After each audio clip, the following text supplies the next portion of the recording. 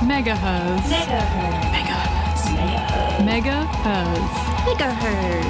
You're listening to Megaherzzz on 4ZZZ. Good afternoon. You're listening to Megaherzzz on 4ZZZ 102.1 FM. And you're in the studio with Denise. My pronouns are she, her.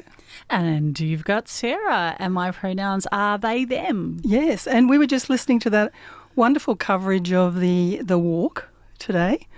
And we're going to follow on with a bit of a theme with some women's workers' rights today. That will be our main thing. But let's start off by acknowledging the traditional owners of the lands upon which we meet, the Turrbal and the Yagara people, and pay respect to their elders past, present and future.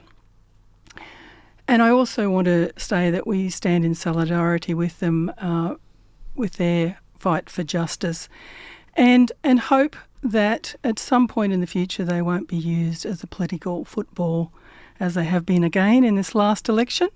Anyway. I'd also like to add in my acknowledgement there and say I stand in solidarity, and also to acknowledge that for thousands upon thousands of years that First Nations people have had ways of working and systems and, ways of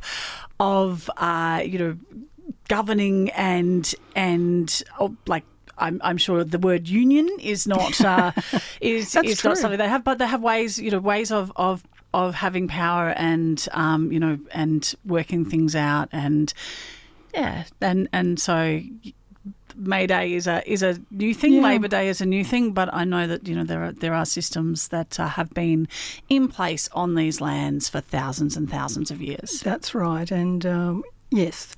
So just wanted to briefly mention the election because it was obviously a huge weekend, and but I think what I wanted to say is that I was heartened that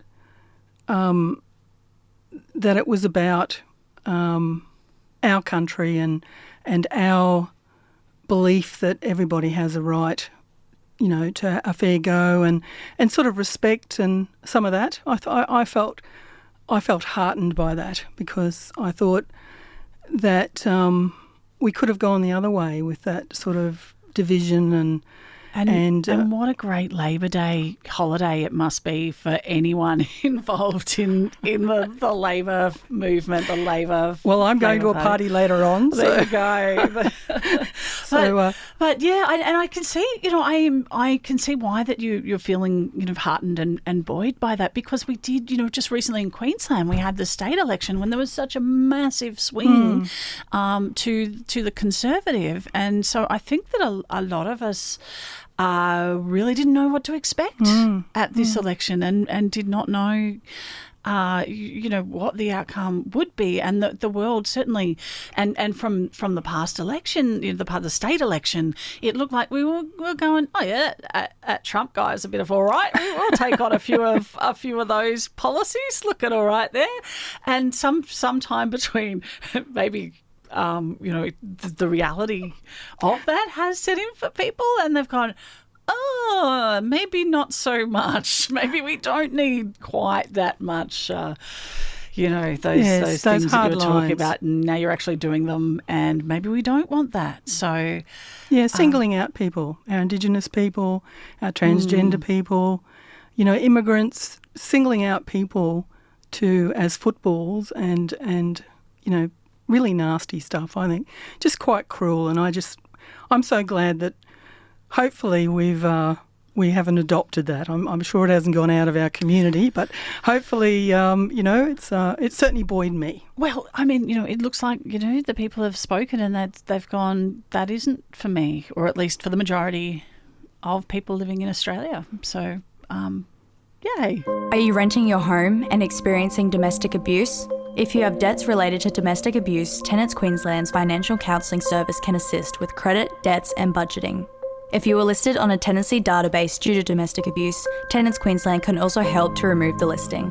Call 1300 744 263 for confidential renting advice. Tenants Queensland, 1300 744 263. Proud sponsor of 4ZZZ. Good afternoon. You're listening to Megaherzzz on 4ZZZ 102.1 FM. Just letting you know that we're now coming into our men's violence and femicide report, and so there's content warning here.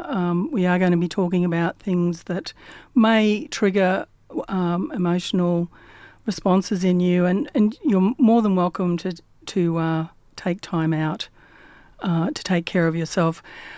We made a commitment to talk about this every week, and so because it's such an important issue for our community that has so much widespread impact, that it's important for us.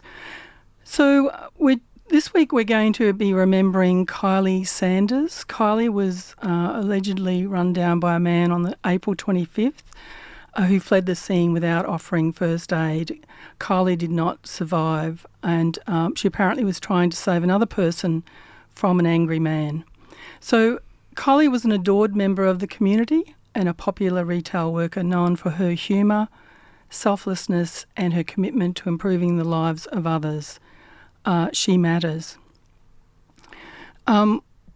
We had something like a woman was killed every day for 7 days just recently, which has been absolutely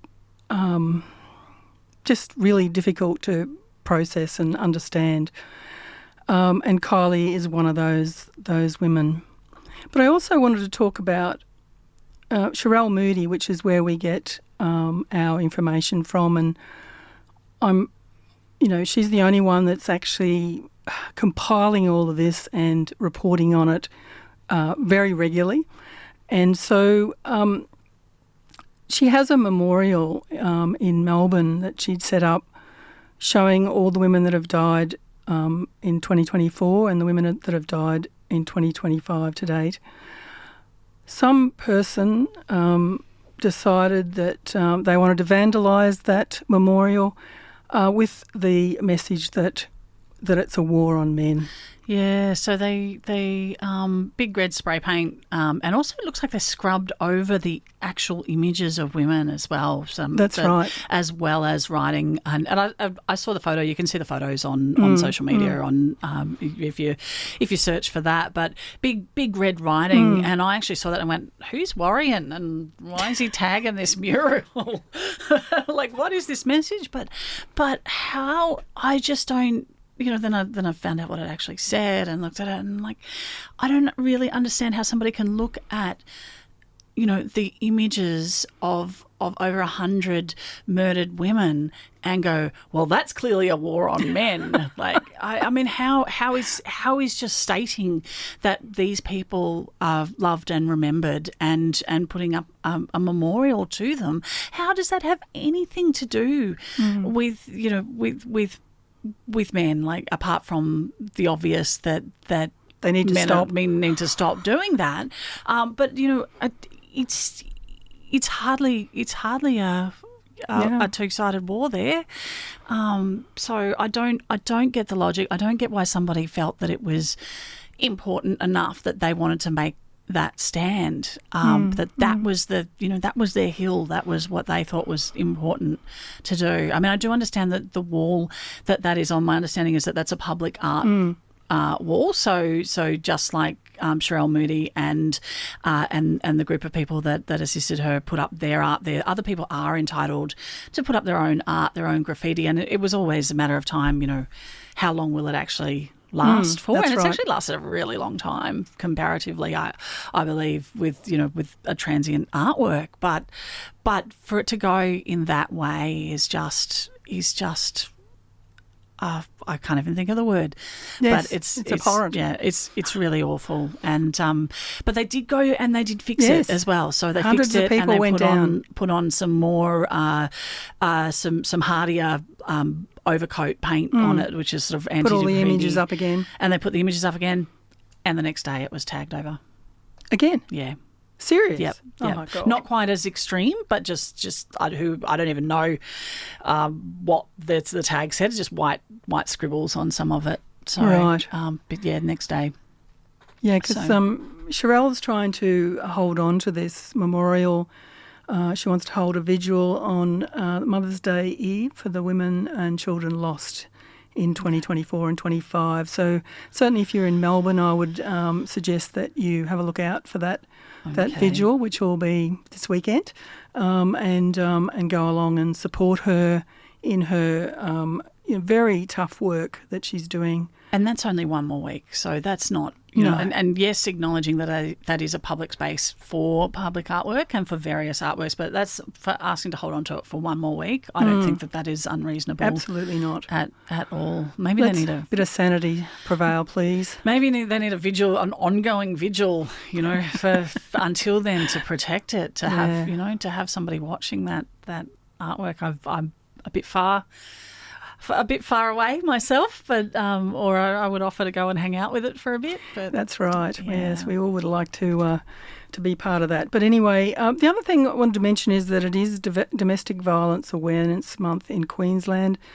The theme is Take Action to Build a Safer Queensland is the theme. We will be talking a little bit more about that over the month, because today we want to dedicate this program to women's workers' rights predominantly, but we will be talking about that.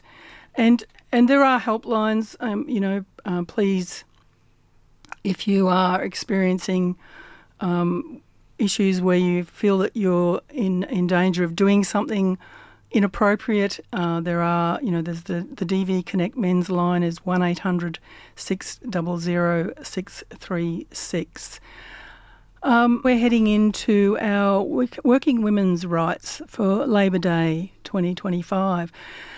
So Labor Day really is, it's about honouring workers' rights and also the social and economic contributions of working people. It's a way of recognising that we're all out there doing our jobs so that we can all survive and have a good life here. And today is all about that recognition.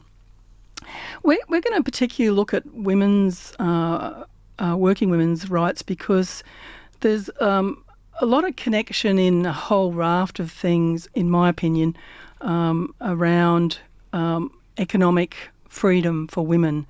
And, out of the past, it was historically considered that women were not the providers of income for the family. They were expected to be the homemakers, having the children and making the safe space of the home for the family.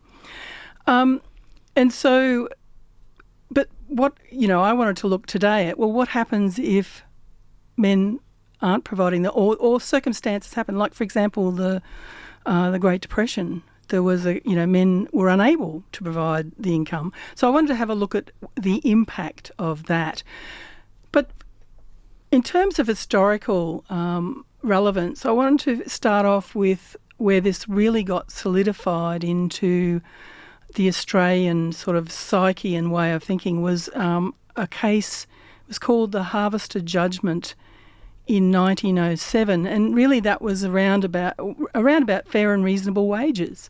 So Justice Higgins determined that a fair and reasonable wage should be based not on market forces or profit, but on what a male worker needed to support a family, a wife and 3 children in frugal comfort. So this is really where the concept of the basic wage came about, and all of those sorts of things, which are important. Is this the basis for award wages? Yeah, exactly. So it was sort of the early start of that. But the challenge, so it was the living wage, centralised wage fixing, laying the groundwork for the later development of minimum wage and industrial awards. So that case was really very powerful in terms of looking after our workers. The challenge was that it also did limitations for women, because it very much said that men worked for wages and women worked at home. So this is where it was really clearly defined from that case, and that's sort of led to long-term institutionalisation of the gender pay gap, so that often women have been earned lower wages, but also did domestic work, retail There is nothing in this that says that they should do that.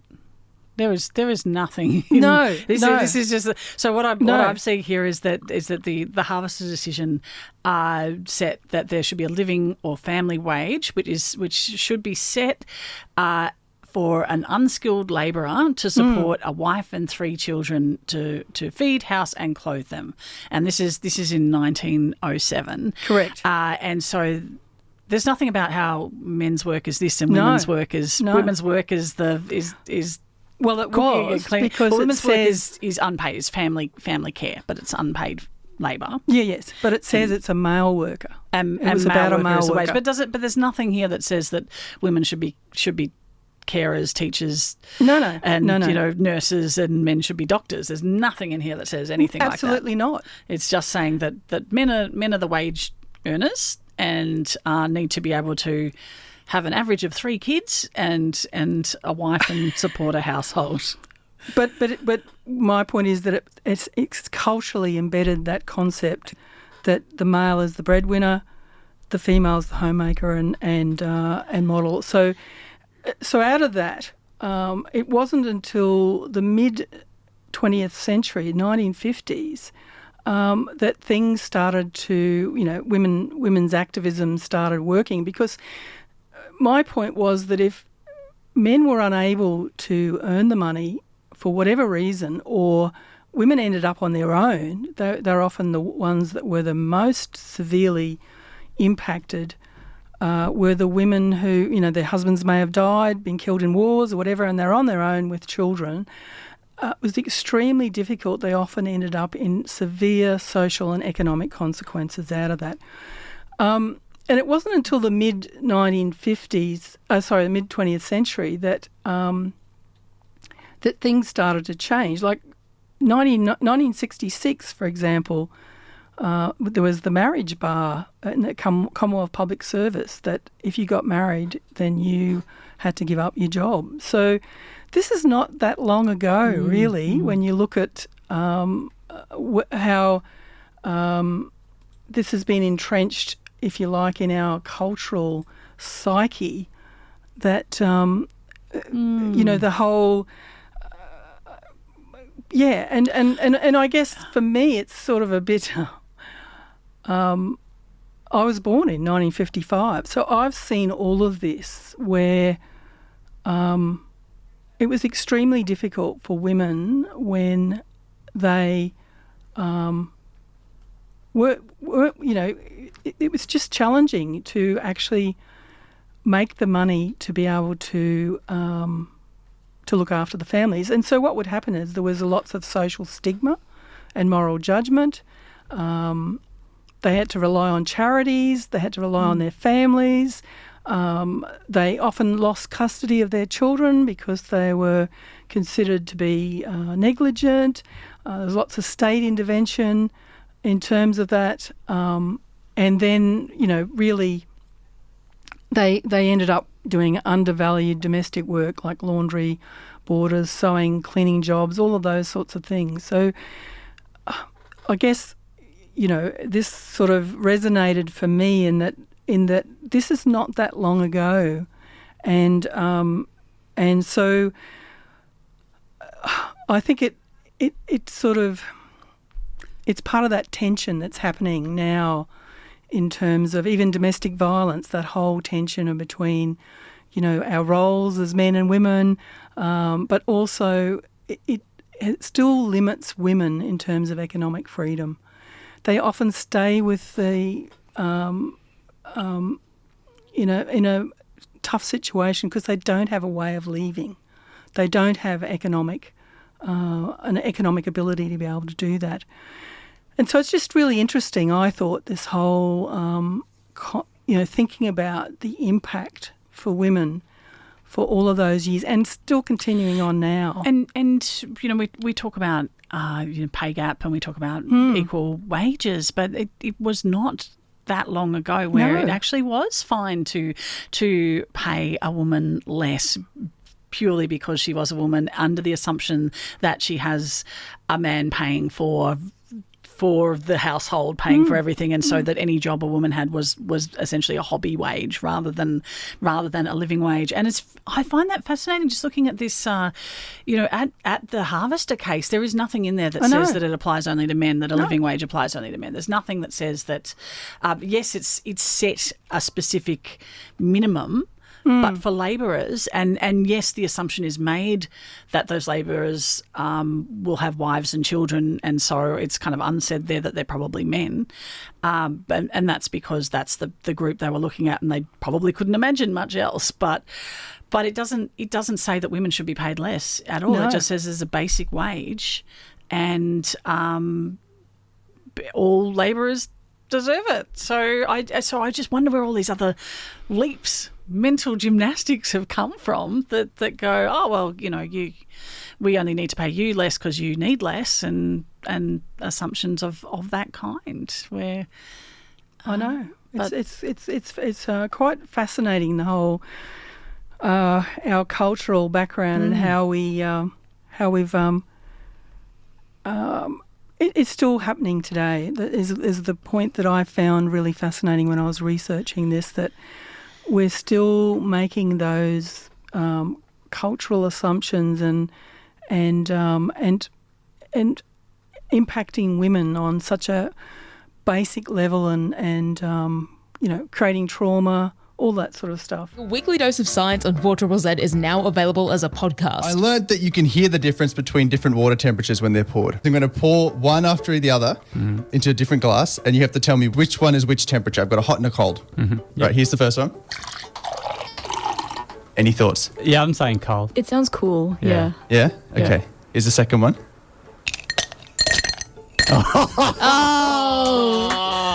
Well played. Shut up. Search No Idea 4ZZZ on your favourite podcasting app. That's spelled KNOW, like no idea. It's a visual pun on an audio platform. I don't know why we did it. And we're actually looking at all things women's workers' rights, and we sort of looked at a little bit about some of the past decisions that sort of solidified stuff, and then of course women have been advocating strongly to change a lot of this. I think even the single women getting social security didn't come in until a fairly late time down the track. And so thinking about that if you ended up, for what, again, as I said, your husband dies and you're on your own, you would have had to rely on families and, make do with all sorts of things to hold everything together. Which is wrong. Which is okay. Well, not even okay, but which is maybe sustainable if you have a family. That's right. But when you think about how many people living in Australia don't have close ties to family, thinking about people immigrants as well. A large proportion of Australia's population is immigrants. May not have even had extended family to fall back on when if something happens to That's right. to the breadwinner. So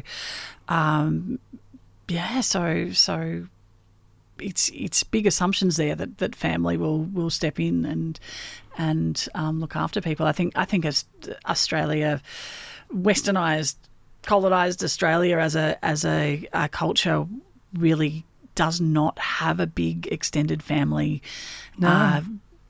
tradition. So, and which I think is a great loss for many of us. So people would end up in institutions, in laundries, in industrial laundries, things like that, where they would be, stuck. That's right. And so, but even things like no access to financial wasn't until the 1970s that women could obtain loans or open bank accounts without a male guarantor. 74. That's just like... I know. I cannot believe that. Couldn't have a credit card. No, without a male sign-off.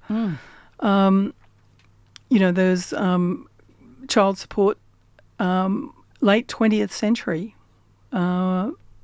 So... Now you're a businesswoman, Denise. So have you and have you had to go for loans and things for your business? Have you experienced this? I couldn't get a loan. So when with my business, I went into partnership with an older gentleman. He was only in his 60s, but he died of cancer within 12 months of going into business with him, and so.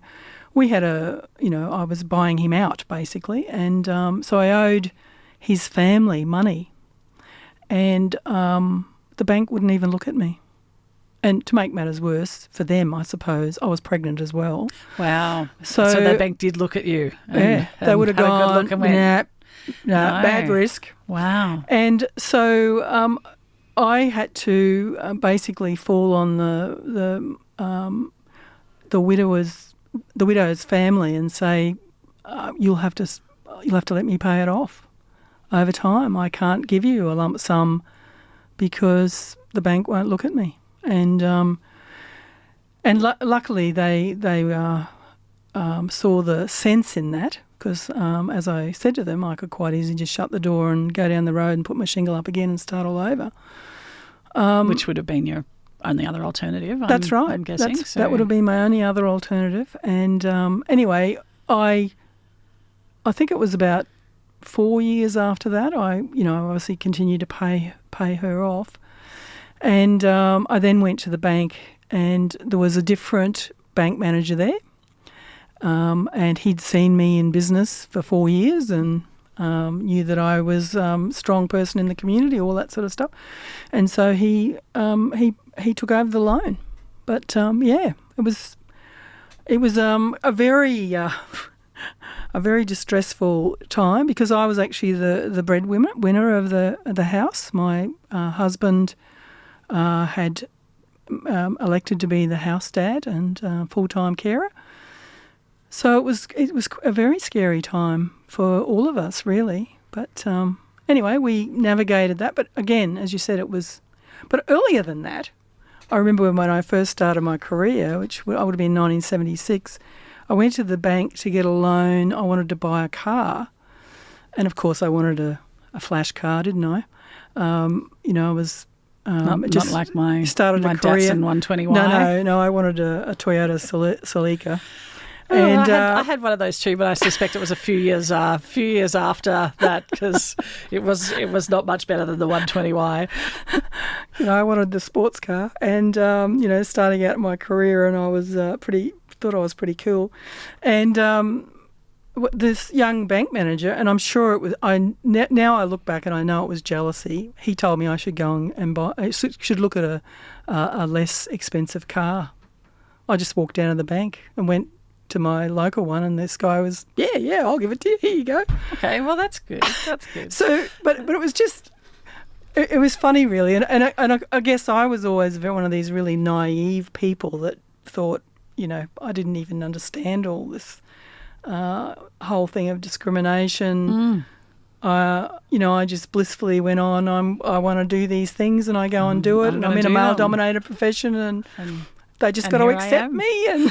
Yeah. So it was quite a shock when someone said, "Go and buy a less expensive car." And the car is probably an important thing, because we're talking about so women on their own were not able to get a loan, and so how do you work outside the home if you don't have access to reliable transport? How do you have a home if you can't get and that's the way that Australia runs at the moment, is if you want a house, you need a loan, you need a home loan, and it's been that way for a very long time.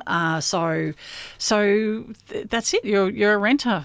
You're a renter forever if you can't get a home loan. So that cuts out any single mothers, regardless of whether they're working, if they can't get. Exactly. If they can't get a loan. Exactly. So it's so many opportunities, and we feel, we talk about as if everybody has an equal opportunity, but it's just not the case. No, it's not, and it's still there for women. Like we're talking 1970. That's only 50 years ago, and culture. It takes a couple of generations really to change things and it's going to be, what's the calculation, 134 years we've got to go, Sarah, in terms of maybe equity. Let's play a song and come back and talk about the future. Yes, why don't we? Paradigm Shifts podcast is available online and via your favourite podcasting app, challenging the assumptions of our current society to investigate alternative ways of living for a world based on justice, solidarity and sustainability. Tune in to the Paradigm Shift podcast. Just search The Paradigm Shift for ZZZ. We're celebrating May Day, Labor Day here, and we're talking about women's working rights and talk about the history that's led us here, but having a bit of a think about what does the future of women's working rights look like, and that kind of brought us to the observation that do we need to work at all? And I'm not saying fighting for the right for women to return to the home as unpaid workers, and although I do believe that people have the freedom to choose how they wish to be meaningfully occupied, and if homemaker is their choice, then I'm all for that. If that's if that's for you, then that's fantastic, and I don't care what your gender is either. I just if that's what you want to do as a person, go for it. But then of course, how do you go for it if you don't have anything to eat, if you don't have any money? And I actually do think that this whole and somebody I was actually, as I was on my way into the studio, I was listening to the march, the May Day march, and thank you to the 4ZZZ crew for being there and broadcasting that for me so that I could have a listen to that, and interviewing some people on the street. And one person that they did have a bit of a chat to had brought up what I thought was a very good point, and he did say that he's a bit disillusioned by the whole march because it's all about, you talk to people on the march and they're all about increasing their own wages, increasing wages and taxing billionaires and getting their fair share of the money and getting their, everybody getting their cut. Everybody wants to get their cut, but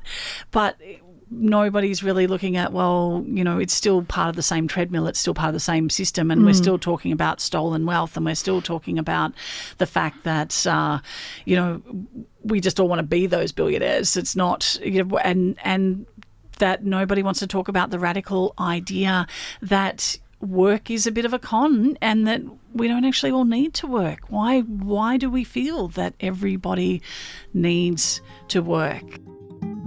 G'day. What's your name in your union? Ash, I've been in the SDA and I've been in RAFU, but I'm currently unemployed. My sort of little bit of a take on Labor Day is that it's cool, it's a little bit of a workers' holiday, but at the end of the day, it hasn't changed for years. Nothing changes. We all get in the street, feel good, talk about the working class, except that it's you try to talk about radical shit with half these workers, man, and they're just not interested. They're just not interested. They're just I just want as much pay as possible. I just want my share of the billionaire's wealth, instead of getting to a point where it's shit, billionaires aren't legit. We have to stop paying credence to their wealth and getting a slice of their wealth when it's the only reason this wealth exists is because of stolen land. You know what I mean? So it's all these white settlers being shit, tax the rich, this, and it's bro, you just want your share of the stolen shit. That's my take on Labor Day. I still think my grandma got trained by horses and shit when she was younger, so I love her. And I love the workers, bro, but we have to abolish the workers. No one needs to be a worker. That's the whole point of taking over the means of production. Get rid of the fucking workers. Anyway, that's my piece. Ash out. Peace. I think it's a very good point because I think I've mentioned before, Sarah, that I always think my dad was an inventor and he was absolutely, he was not good at making money, whereas my mum was fantastic at making money, So, we've talked about it, this concept of a universal wage. If you're an artist or you're a creator, a musician, whatever, surely, we should be supporting them just as much as, anyway. Absolutely. And I really do feel that that all people who are capable, all people who, are physically capable, do have a desire and a drive to, to be meaningfully occupied, to contribute, to do something that is important. And what that looks like is very different for everybody. For some people, it is art. For some people, for some people, it is serving the community by directly, by providing, food and things like that. So and for some people, it is creating abstract things. But I do think that there is that drive for everybody, and we all do want to contribute, and we all do see that need. So, and yes, there will be a few people that either can't contribute or don't want to, because that's just not where they are at that time in their lives. But I think that that's okay. I think that the number of people that we're talking about there, we seem to be really focused on those people and how dare they bludge, how dare they get away with that, when it's such a small percentage, that just let them be, So, well, there's my radical idea for the future. And thank you, person who commented on the radio earlier to fuel that for me. But I absolutely think that the future of work is that we really probably don't need work. Well, that's true, but I mean, I think that I think it needs to be fair. That's the thing. It's a challenging one, isn't it? Fair work for fair day's work.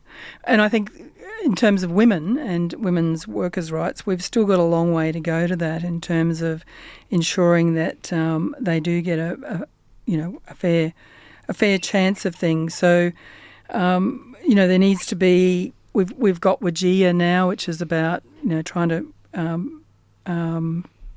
narrow the gender gap in wages, but there needs to be audits around that. There needs to be some sort of incentive for people to actually do that sort of thing. There needs to be better childcare provided, so if women do want to work, that they can actually go and do that. That it's it should be free as far as I'm concerned. I mean, it cost me a fortune when I was for me to do that. So it's there's lots of issues there, isn't there? But I think for women, it's even more challenging. We've still got to. We're still seen as that. We're not the ones earning the income. Therefore,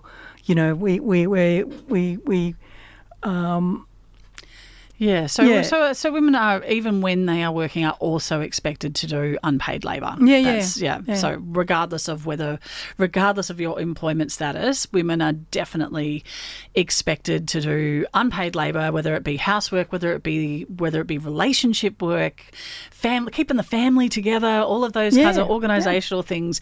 And again, I'm talking in general terms. I know there are many wonderful men who also do this, but the expectation is that women do this unpaid labour, and but they still do it. So I'm wondering, what if all labour was unpaid labour? We keep, we've hooked into this idea of making paid labour, making women's labour paid labour. What if all labour was unpaid labour? Well, I had a radical thing, and I meant to go and have a look it up, maybe for the next show. Women going on strike about the unpaid work, and I know they did it in Iceland, and maybe it did seem to have a good effect in Iceland, one of the countries with the highest standard of living in the world. So and that apparently that strike, women went on strike. That's right. For the day, had a lot to do with that. So I'd be interested to know exactly what that did achieve, whether it was just people appreciating women's work more. I've got a message in from Stacey, and I think she's talking about the fact that worker is a false identity, especially as a revolutionary subject, especially in a settler colony, which we were. So settlerism has more to say about class and privilege than worker does. So so there's a lot of the again cultural stuff that flows through into this whole discussion and around women and a fair share of the pie, all of that sort of stuff. But I do think women are are still behind the 8 ball in terms of most things. I mean, you look at the wealth in the world, it's predominantly held by men, and why? Well, my question to you is, why is wealth held by anyone? Well, that's another question as well, but, we're talking about workers' rights here. I think, we're about to finish our show. If it's held by anyone, I think it should be, held equally across all demographics. I absolutely would agree with that. But then I go, but is the way to achieve that being equal by making, other people, making everybody billionaires, or is it just to not have billionaires? Is that maybe the easier solution? But we are at the end of our show, so thank you everyone for joining us. I know, and I hope you've enjoyed our discussion today on women's workers' rights and a little bit of ranting from me about the future. Well, from both of us. Bye. Isn't that what feminism is about?